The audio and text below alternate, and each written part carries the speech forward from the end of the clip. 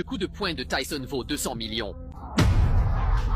C'est le moment le plus glorieux de la carrière de Tyson. Les 30 000 places sont toutes occupées. On y voit même un jeune Donald Trump et le grand Mohamed Ali. Sans oublier les nombreuses stars de Hollywood présentes. Un tel engouement n'est pas seulement dû à l'immense popularité de Tyson, mais aussi à l'enjeu exceptionnel de ce combat. Tyson s'apprête à disputer l'ultime combat d'unification après être devenu triple champion. Tyson détenait déjà les 3 titres mondiaux WBA, WBC et IBF. Pour asseoir définitivement sa domination sur le monde de la boxe, il ne lui restait plus qu'un seul adversaire à battre. Il s'agit de l'ancien champion olympique, ex-triple champion des mi-lourds et champion IBF, Michael Spinks, invaincu en 31 combats. Il était le dernier champion du monde après les ères Ali et Holmes. Seule une victoire contre lui permettrait d'unifier véritablement le monde de la boxe. Spinks était autrefois l'idole de Tyson, mais l'idole est devenue l'adversaire du jour.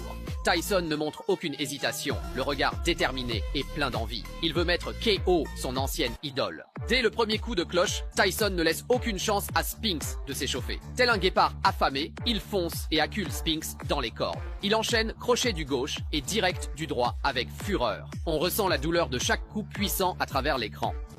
Avec un jab, il tente de répliquer, mais Tyson fonce sur lui. Tyson ne montre aucune peur, aucun respect dans ce premier round, et Michael Spinks doit s'accrocher pour la première fois du combat. Frank Cappuccino doit séparer les deux boxeurs. Absolument aucune peur et aucun respect de la part de Tyson pour les jabs ou quoi que ce soit d'autre que Mike Spinks puisse tenter.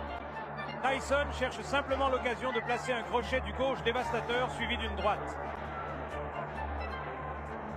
Eh bien, Michael Spinks avait réussi contre Larry Holmes, un Larry Holmes vieillissant, et il avait réussi contre un gars qui n'avait pas combattu depuis longtemps, Jerry Cooney.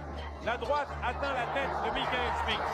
C'est Tyson qui domine totalement ce premier round. Des coups terribles au corps.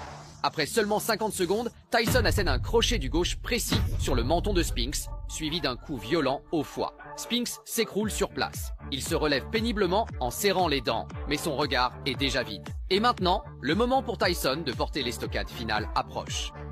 Le coup qu'il a mis à terre. Mike Spinks revient, il baisse sa main droite, il tombe. Je ne pense pas qu'il se relèvera de ce coup-là. 91 secondes. En seulement 91 secondes, Tyson a mis KO Spinks, lui aussi invaincu, avec 8 coups puissants et précis. Il faut savoir que Spinks était un dur à cuire qui était passé des mi-lourds au poids lourd. Pourtant, face à Tyson, il n'a même pas eu l'occasion de répliquer, se faisant dominer de bout en bout. Pour ce combat, la prime de Tyson s'élevait à 200 millions. Grâce à la brièveté du duel, Tyson a empoché la mise en moins d'un round.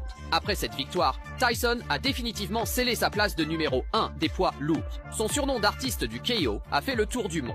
Quant à Spinks, marqué par l'unique défaite de sa carrière, il a immédiatement annoncé sa retraite. Il a déclaré ne plus vouloir subir une telle douleur.